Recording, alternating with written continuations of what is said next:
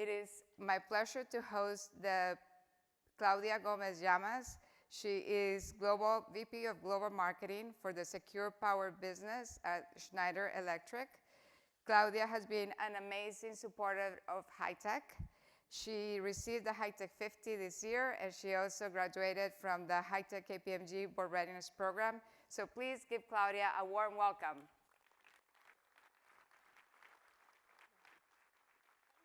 So nice to meet you.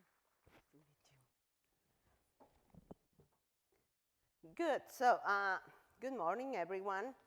As we were talking, data center industry has recognized the importance of sustainability and is actively working to reduce the carbon footprint. But while metrics and numbers are crucial for measuring and tracking sustainability efforts, they are not sufficient on their own. So digitization is a critical tool in combating climate change, and the significance of data centers cannot be underestimated. So in this panel, which I have the honor to host, we will explore insights and metrics that numbers just cannot just provide. And however, we will also discuss into the broader aspects of sustainability that go beyond just numbers. A holistic approach must consider not only energy efficiency, but also resource management, waste reduction, and the adoption of renewable energies. So metrics or numbers serve as a baseline for measuring the progress, but they do not encompass the entire of sustainability efforts. So it's my pleasure to have with me Angie, Miranda, and Anna. So I invite you to come here and to introduce yourselves. And I have my glasses in here just in case. So.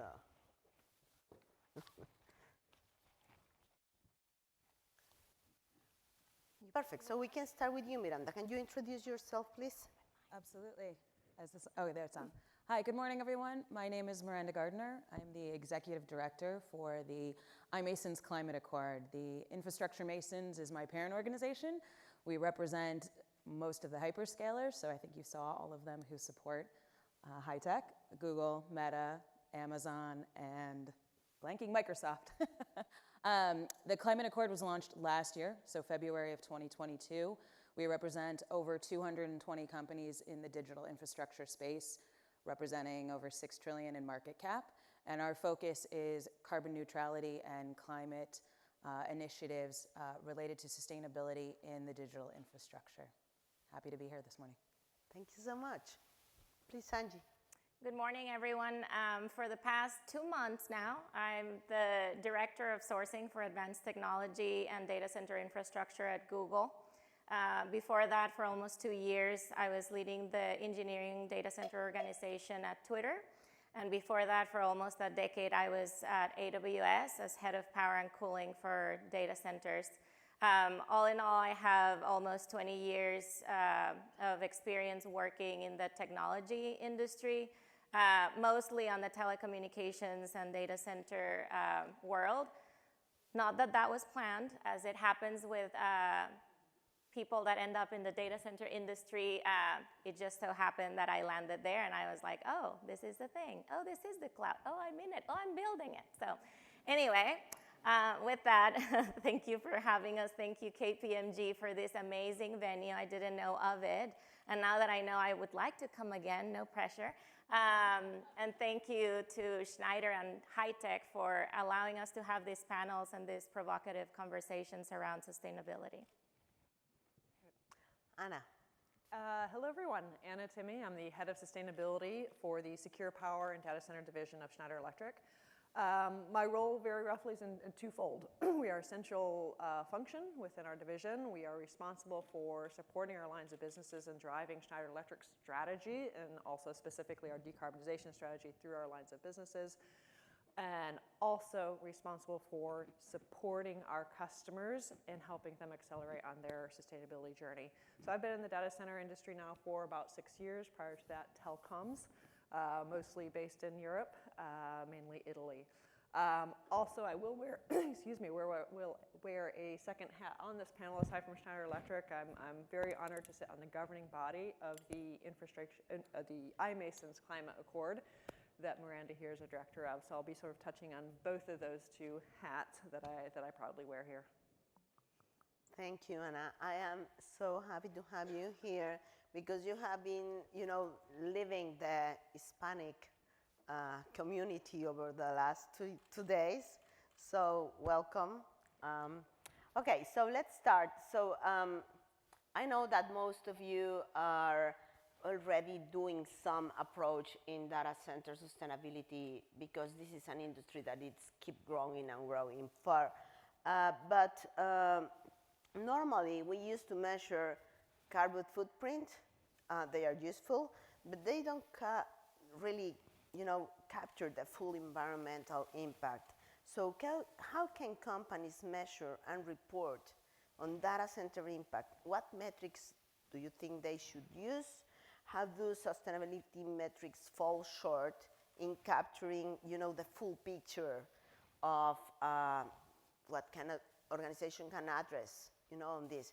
So I will give you 2 minutes for each of you so you can discuss. Anna, you can start. Sure, already. So I'd like to underline one thing. We touched on efficiency, carbon. Do they cover the whole story? No, but they are very, very, very important. So I don't want any of this discussion to insinuate that they're not very, very important metrics. But do they cover everything? Absolutely not. Environmental sustainability, so it's just the E of ESG, by the way, is really, really quite extensive. So about 2 years ago in Schneider Electric, we launched a task force to really dive into this because there was no framework on how to measure holistic environmental data centers, sustainability for data centers. And that resulted in about 6 months later, the launch of the first ever framework proposal. We call that White Paper 67 quite affectionately. I think it's the only white paper that we continually refer to just by a number rather than the title, which is something along the lines of a framework for environmental metrics for data centers.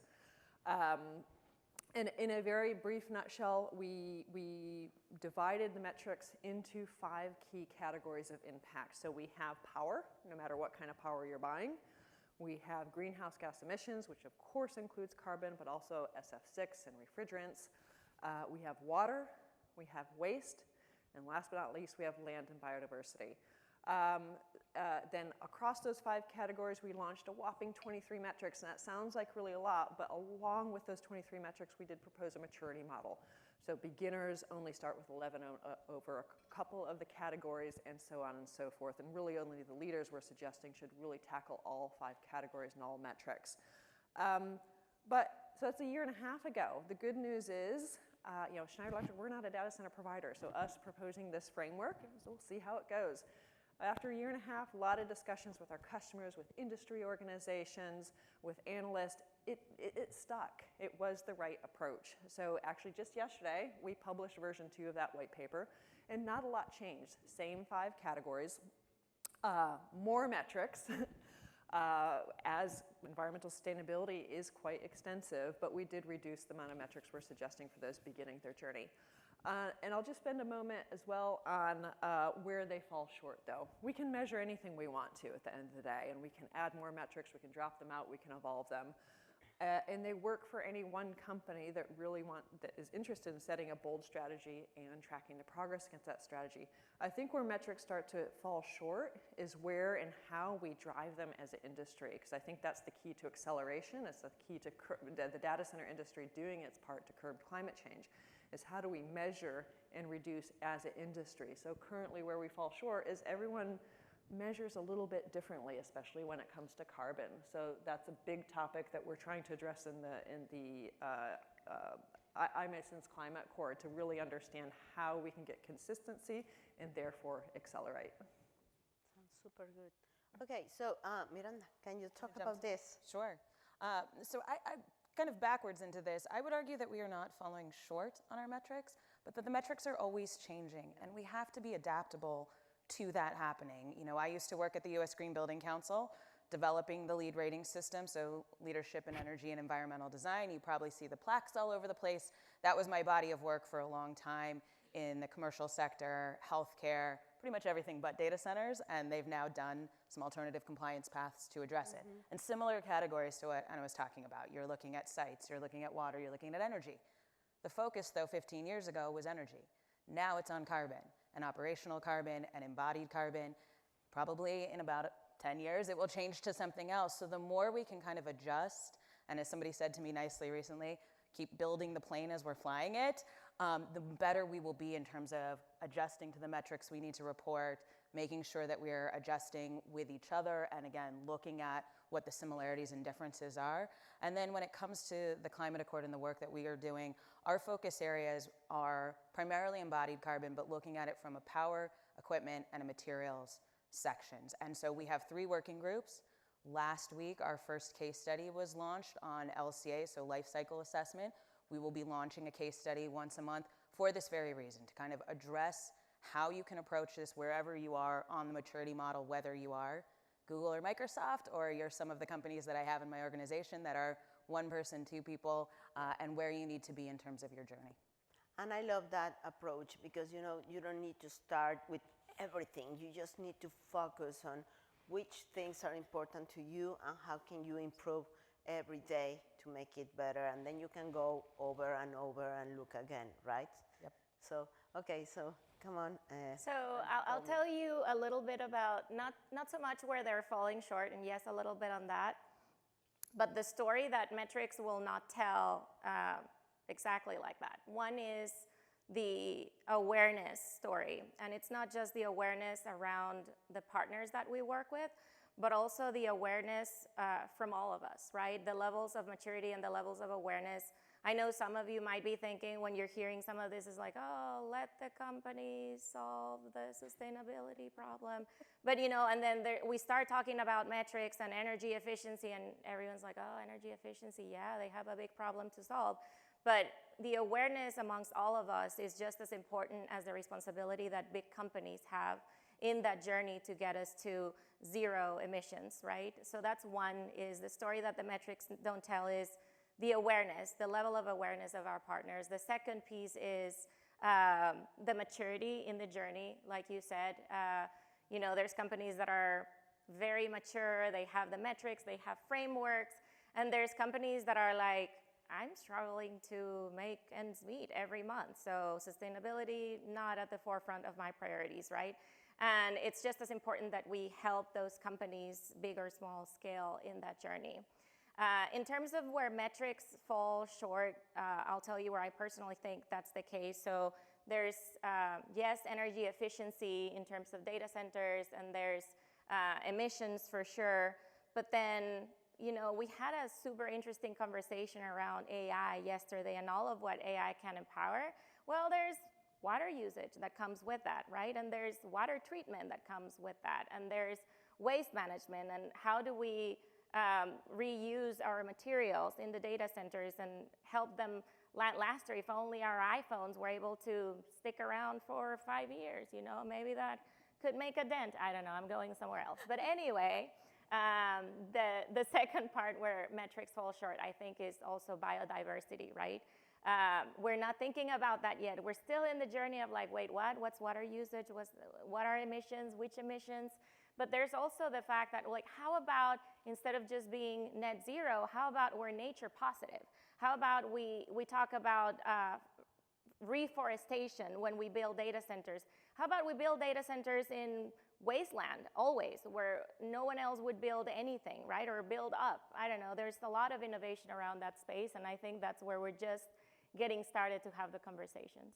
Yeah, and I love this biodiversity approach. We will talk about that later. But, you know, as a second stage of, you know, we are aware that we are not able to measure everything, and maybe the measurements are changing every day, right? And the focus is changing as technology is evolving. So right now, the key element of sustainability success, I think, is finding the right partner.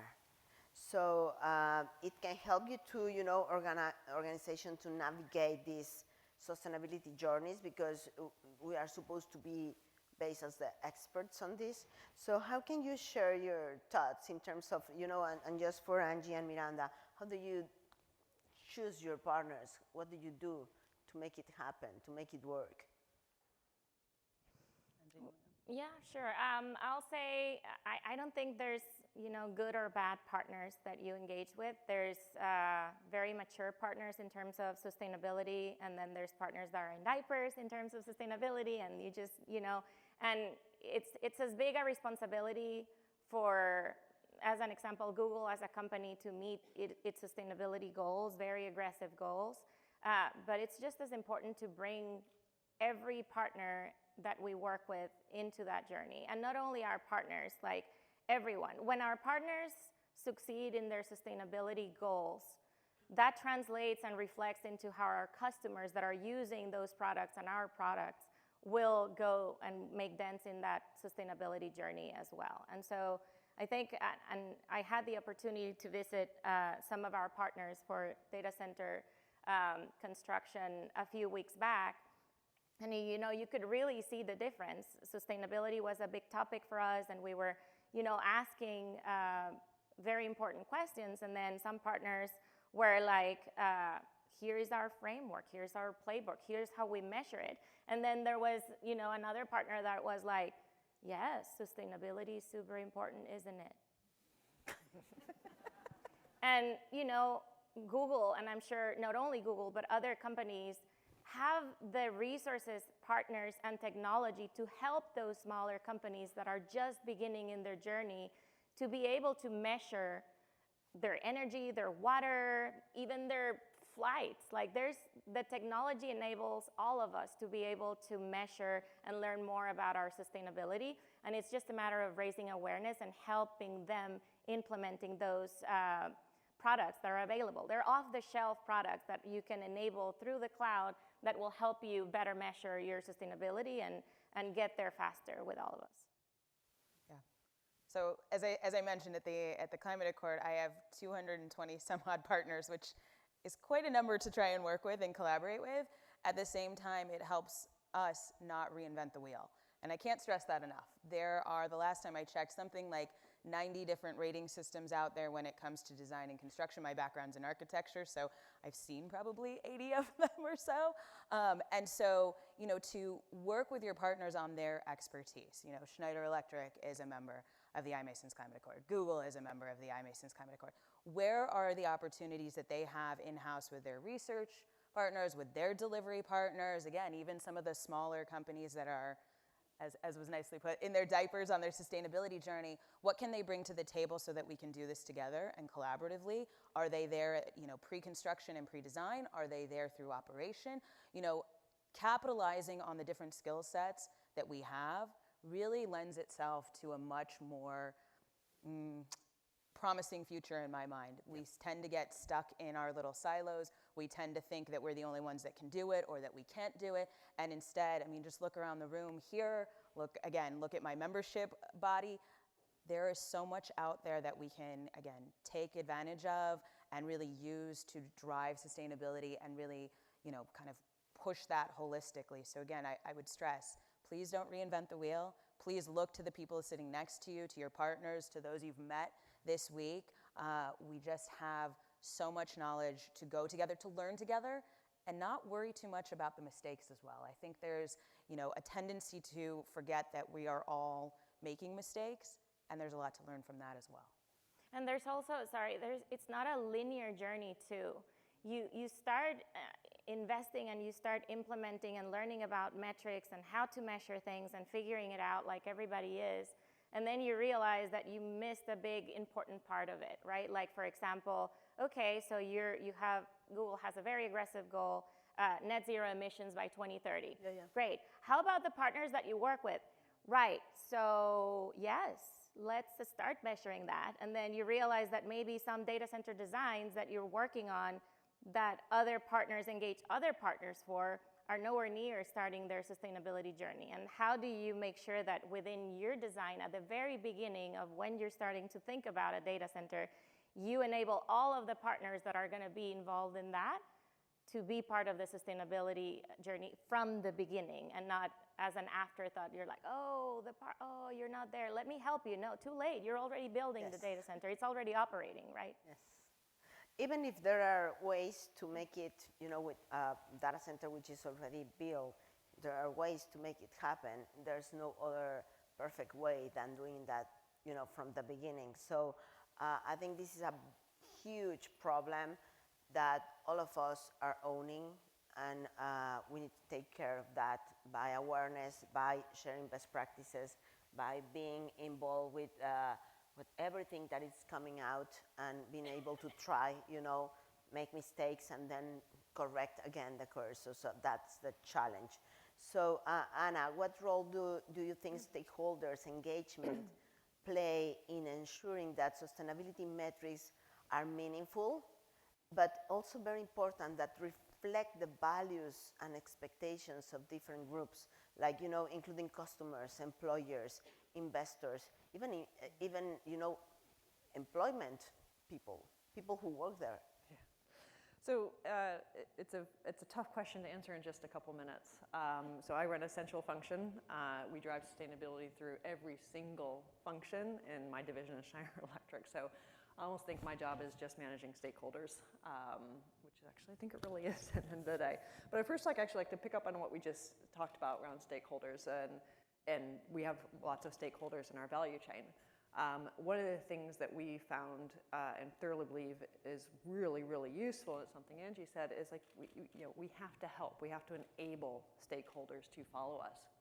Big, successful companies like all of ours, and everyone's in the room, have a big role to enable the small and medium enterprises within their value chains to come along on the ride. And that has to be done with a carrot, not a stick from day one. The stick may come one day, but it has to be a carrot. There has to be a reason and an incentive we need to invest to bring up those capabilities. But when I think about stakeholder engagement for me and my role, the two biggest ones come to mind are my corporate sustainability team. We have a very ambitious 2030 goal of a 25% reduction in our Scope 3 emissions. And I think about our customers, and many of our biggest customers, such as Google, also have very ambitious 2030 goals. So there are two stakeholders that on the surface may look like, okay, we're working towards the same things, and those things fit perfectly together. But it's not really quite the case. Don't worry, it's going to be okay. But one of my biggest roles is ensure those two things don't completely miss each other, that they actually connect, and both companies' big ambitious goals can actually meet in the middle. So, when you look at Schneider Electric's carbon footprint and the typical carbon footprint of a cloud provider, it's over 99% Scope 3. So those are your value emissions, both upstream and downstream. So there we already have a lot of similarities. But then when you dive a little deeper, if you look at Schneider Electric's Scope 3 footprint, almost 90% of it is use of our products sold. That's Angie's Scope 2. That's her operational emissions. When you look at a typical cloud provider, though, it's almost the completely opposite. It's over 99% upstream, and they're looking at embodied carbon. That's one of the things that iMasons is looking for. So a lot of my focus on stakeholder engagement is to ensure that the interests and needs of both stakeholders are met. And that comes down to working with another one of my stakeholders, which are our lines of businesses actually designing our products, to ensure we're meeting both of those needs. We both have ambitious reduction goals, but the low-hanging fruit on our side is more efficiency. It's all good. Everyone loves more efficiency.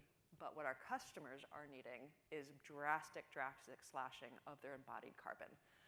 So management of those stakeholders to make sure those two things meet in the middle rather than completely crossing each other is crucial. Perfect. Yeah, I agree. So, Angie, Miranda, for both of you, how do you think data centers can balance, environmental responsibility with economic considerations? I think there's three types of pillars of activities that Google strives to enable in the journey of sustainability. One is to make sure that we lead by example and, putting your money where your mouth is around aggressive goals. The second one is enabling our partners and in some cases co-investing with our partners when they're small and they're starting to make sure they can scale to the same aggressive goals.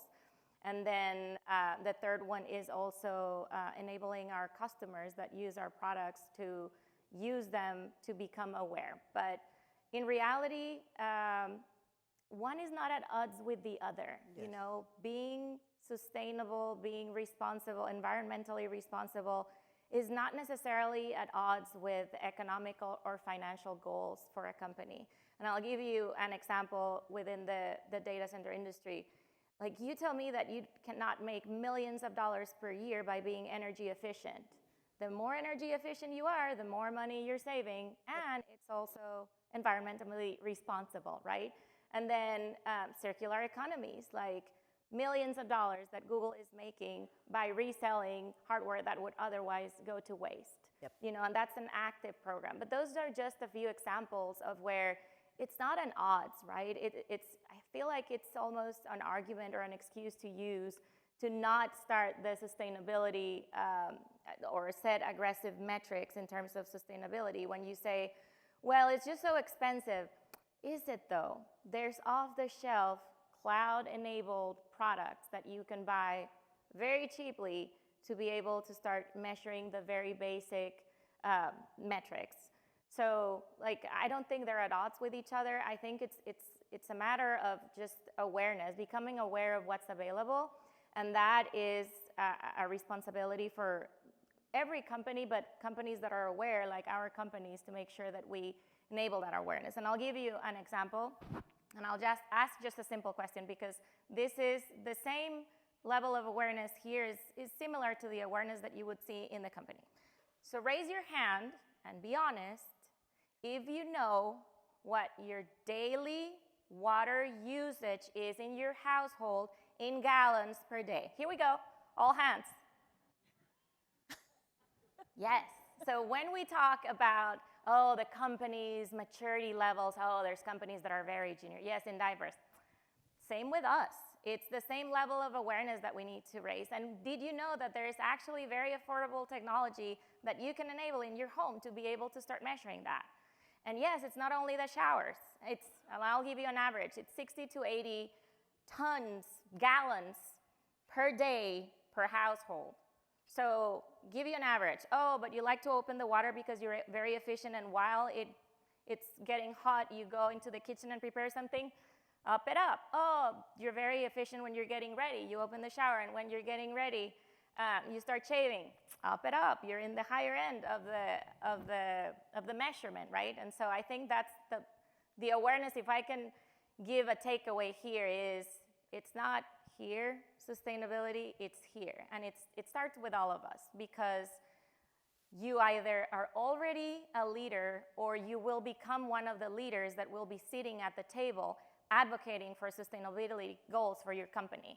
And what happens, we're all striving here, high-tech, let's get a seat on the table, Hispanics, we need a seat on the table. What happens when you get a seat and you don't know what to talk about? Yep. You sit on the table and then you know what to talk about in terms of sustainability. Know the questions that you need to ask so that your company is just as responsible as you and everybody else to reach our goals. So we are stakeholders of our own homes, right? Absolutely. Perfect.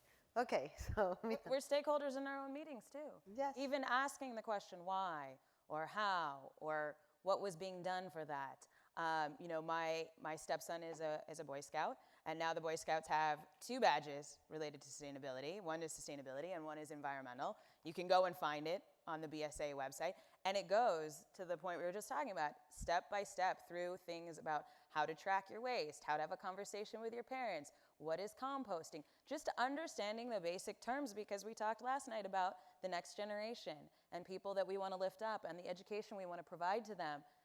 We can all be those stewards and be bringing it to the table. But when it comes back to the economic argument too, quite a lot of times where we hit that kind of expensive piece of sustainability is it gets looked at last minute. I was working on a project and nobody paid attention to the sustainability goal for it. And we're all the way through construction administration, through CA, and someone realizes their sustainability requirement. That now upped the cost of the project almost by $1 million. And so, having that lens that this is not a conversation to have at the end, but a conversation to have at the beginning really helps translate what the cost savings will be, what the operational cost savings will be, what you can do early on so that you select a material, you select a piece of equipment that is actually cost neutral or cost positive, compared to the ones that we standardly do. We are all creatures of habit. We all tend to go back on what we know. We try to find that. But if you can think about these things and change them early, it makes a difference. There are also lots of tax incentives, sales tax incentives. I used to work at Meta on their data centers. The number of times we would provide the sustainability pieces to our tax team and the savings that came back to us, it just wiped it out. There was no expensive cost going forward with it. That's good.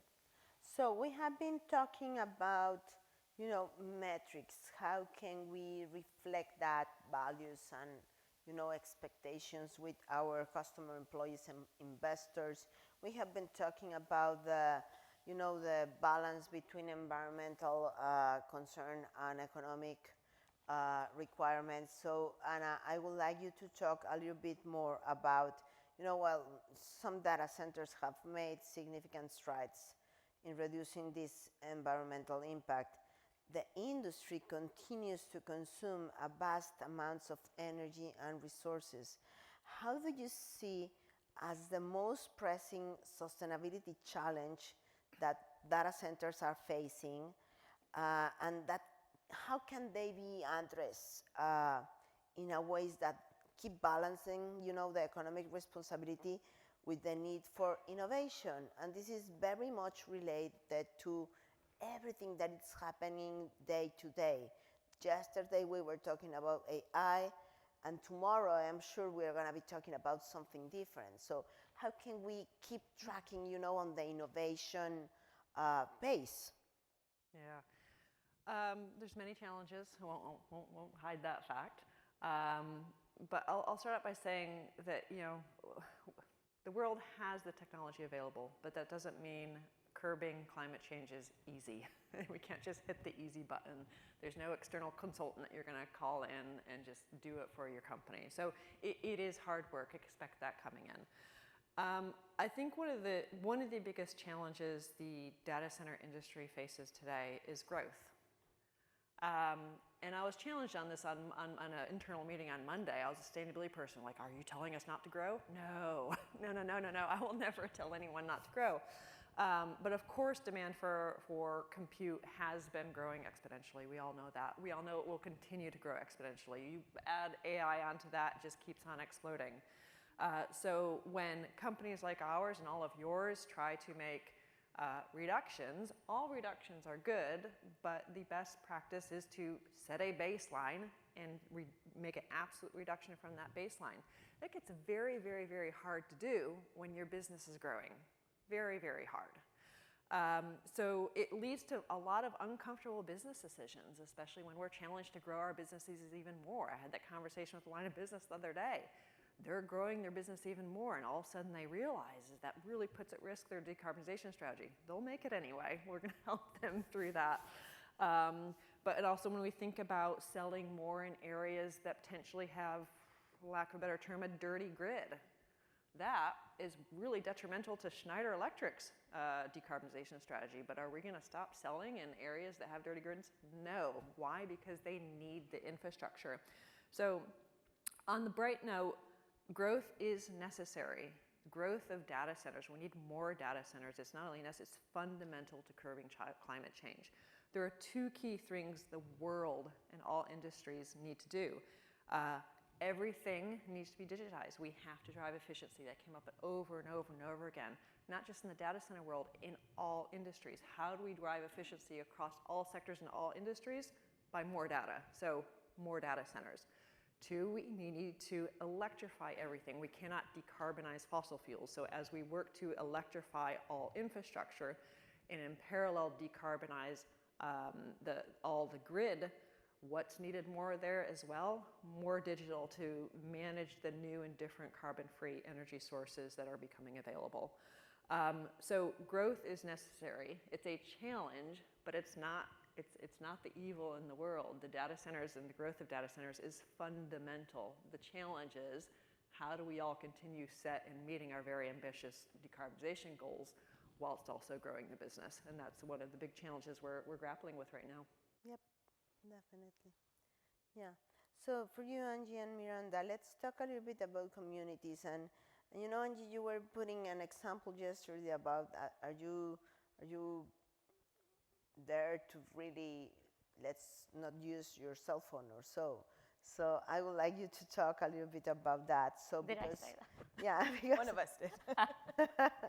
from potential limitation of relying, solely on metrics and number may not reflect the complex social, economic, and environmental context in which data centers really operate. So how do you think that data center can address this challenge? And what steps can we all can take to ensure sustainability efforts and ensure that they are both, effective and equitable? And before we go there, I would like to tell an example. I don't know, Anna, if you were there, but we have an analyst day in Paris, and at the same time, there was the fashion week on the same place. So we were trying to, to bring analysts to a restaurant or something, and there was a lot of traffic because the government just closed the most important bridge, because there were, Beyonce and Pharrell Williams and all of them, trying to cross. So we have been in the bus like for 1 hour and a half. And, can you imagine the contamination, pollution and everything because of a big bus of a big company was trying to get through there. So at the end, what we decided to do, big executives, blah, blah, blah, is, let's get back of this bus and let's go on the subway. So that's what we did. And all the analysts were like, well, this is walk the talk. So are we really, open to do sacrifices to really make difference in this world? Yeah, I mean, we're willing, yes, but I think it helps when, one, there's awareness, but also two, there's companies like this and these conversations like this where we pressure each other and we hold each other accountable for making that happen, right? You don't naturally wake up and say, I want to be green, I want to be sustainable. You have to learn what that means, how it impacts your company, how your designs for data centers, how your architecture will have an impact on that, right? And so I think it's beginning with that, but also there's definitely opportunities to do that. Anna framed it really well. It's almost like the catch-22 of like, there's innovation, and innovation will allow us to be more sustainable. And so we need data centers, but data centers are not sustainable yet. But we need data centers, but no, they're not sustainable. But and now with AI, it's like we need more data centers, but they're not green, but we need more. So it's breaking that catch-22 with technology and with innovation. I'll give you a very specific example. We are working on a program that designs the cooling infrastructure based on the water availability in a certain region, right? I'm not saying we've solved it, we're there, but I'm saying that's just one example of the very specific things that company can do within their data center designs to support the environment, right? Like in terms of water usage, how do you retreat the water? And then how many times can you use it?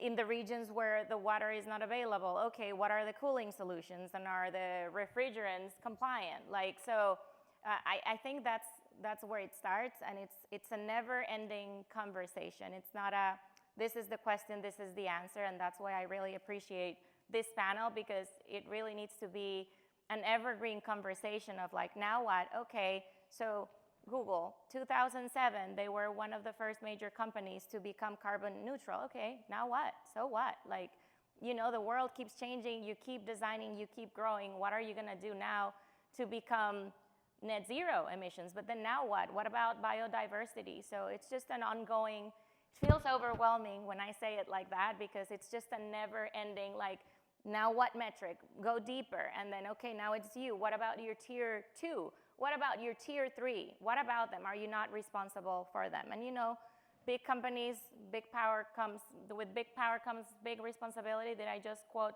Spider-Man in a sustainability panel? But, it applies.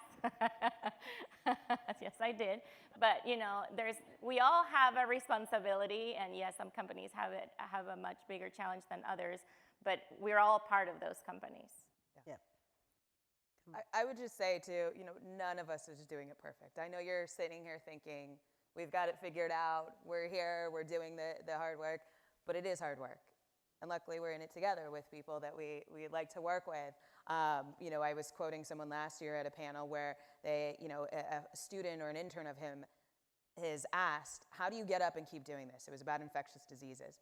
And he said, because I get to come to work and fight these battles with the people I like to fight these battles with. They're my friends, they're my colleagues, they're my teammates. I mean, that is, to me, the sentiment I keep hearing at High Tech, but it's true about all the sustainability conversations that we're having right now. I mean, you don't do this alone. You can't do it alone. And again, nobody is perfect. There are examples of things that are better. There are examples of things and lessons learned that we can do, the ones that we've shared. I've made numerous mistakes along my career, and in some of the things that I talked about today too, they were my mistakes. We owned them, we looked at them, we adjusted, and guess what? Now we keep getting better on these things. And when it comes to our communities, I mean, that level of education is really there. We sit up here and talk about, embodied carbon and operational carbon. My guess is there's some people in the audience that don't know the difference of what we're talking about, or we're talking about scope 1, 2, 3 emissions. Again, you might not know what we're talking about. Come ask us after. We're happy to share this information. And there are things that you all know that we don't know and that will impact, again, these kind of sustainability carbon reduction stories. So the more we get into that pattern of knowledge sharing, the more we get into lessons learned and working together and adjusting, the better we're going to be in this journey. Because as Angie said, it keeps going. We keep finding the next thing that we have to tackle. We keep finding something else that we can be better at. I'm a long distance running coach. I come from coaches and teachers. That's who my family is. And that journey never ends. What is it? I think there's never a finish line. You just marathon keep going. without the finish line. Sorry? Is it the marathon without the finish line? With a marathon without the finish line, exactly. Well, and the difficult part was, I feel like one of our biggest challenges was we just didn't know, right, as humanity. We didn't know when we were building what we were building, and now we're trying to unbuild but rebuild as we're growing and as we innovate and as we build more technologies. And that's far more difficult than if when we were living in caves, we would have known what we were building and we would have known the environmental impacts, right? Yeah. But the reality is we didn't. We didn't when the first phone came out. We didn't. We've been learning. All of us, we've been learning. And innovation is going to be at the forefront of what we can do to undo, but also to redo and build it sounds very kumbaya, but like to build a better world, yeah. Yeah, and I love that because at the end it's never ending. Innovation will come, new ways of measuring will come, new requirements will, arise. Companies are going to be keep, pushing and trying to get solutions. But the most important part is that we are trying. We are trying every single day. Not just big companies like ours, but everyone is trying to do their part. So I think that's a good ray of light, of hope as humanity. So, I managed to get 3 minutes left for any questions. So I'm good at doing this. So have 3 minutes, please. If you have any question, let's feel free. If not, we can make it happen, once this panel We can keep ends. talking, yeah. Yes. Yeah, we think that can was keep the plan. talking endless. So is there any question? Please. Hello. Hi. First of all, thank you very much. It was one of the most incredible panels for these sessions. And I took some notes. So you are powerful, you are extremely brave, and you are women. Congratulations. So thank you very much for being here. So my question is, so we are talking about sustainability, so you are professionals for sustainability, right? And how do you deal with the political landscape? We know that this has been a nightmare, not here only in the US, but several other countries with the extremism of the political landscape. So just tell us about that. How do you feel, and how do the professionals can deal with that? It's a great question. It's actually one that we didn't get to, but when we were talking about communication, I have a friend who recently issued a report to a client, and the client wrote back and said, I don't want to hear fossil fuels in this, I don't want to hear energy efficiency in this, and I don't want to hear climate change. And here she had been working on this like 50-page report for a long time. What she did, though, was went back in and revised and used different terms, reissued it, said the exact same thing, and within 24 hours, the client was like, this is great, this is perfect, this is what I wanted to do. And so sometimes it's just the terms that we use that get politicized, not actually the actions. And so if you're hearing that, instead of, what she took away was, instead of doubling down on, no, you're gonna listen to me about fossil fuels, she found a different way to word this and a different way to phrase it and bring this person to the conversation. And so I think, again, with the political nature of some of these issues, finding different ways to talk about them helps out, because I think, again, we are all encouraged to have a sustainable planet and sustainable future. The way we talk about that, though, is sometimes different. And also, if you understand the person's or the group's point of view and their concerns, like granted they don't want to hear A, B, and C, but they're super interested in D, and if you can make a pitch that is also a sustainable pitch that will meet their D requirements, whether that is, profit, revenue, economic, political, whatever that may be, then you're meeting your goals, right? It doesn't have to be one way or the other. But as we said, there's money in it too, right? There's money in it too, and if you can pitch it that way, you can say it that way, muffle ears, there's money in it too. No, I mean, there's ways where you don't have to invest a lot of money. You don't have to go bankrupt to be sustainable. And that's the piece that I think we need to do a better job in pitching around circular economies, tax breaks, and all of those benefits that come with also being environmentally responsible. Yeah, and I want to comment because, I'm coming from Mexico, and situation in Mexico is not going well in terms of, promoting sustainability. But the only thing that I can think is that this is a long-term, objective. This is a long-term initiative. So governments can come and go, and you just need to stick to your plan because this thing can change very easily.